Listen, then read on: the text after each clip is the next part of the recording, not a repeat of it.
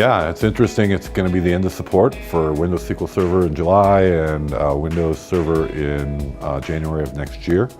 The risk, a couple of them, right? So I fully subscribe to it's not broken, don't fix it, which is why they're still running it. But at the same time, they're going to enter a level of risk. Especially SQL Server is probably running some pretty important stuff, and it's working now.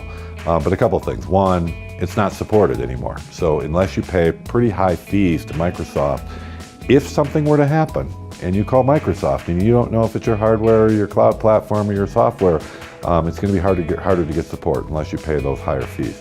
You're also probably running on some old stuff. And so, it's going to start to give out. It's going to start, if you're growing, you might hit some capacity levels that overrun the existing infrastructure you're running on.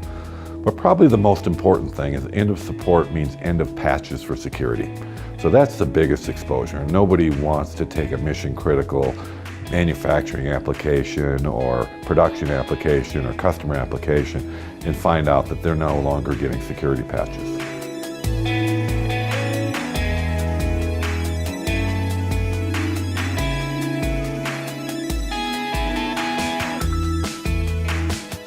So I think we can take this event, the end of support, as it's forcing some sort of action. And so one of the things we're doing is helping our clients figure out their options.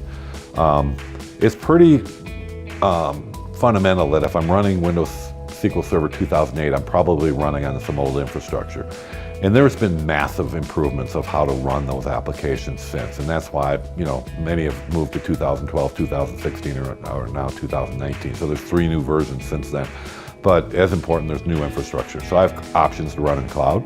If I run in cloud, and we don't know what percentage will, but if I run in cloud, then I don't have an end of support. It's being supported by the cloud as a PaaS model. So I don't have to worry about patching and supporting and things like that.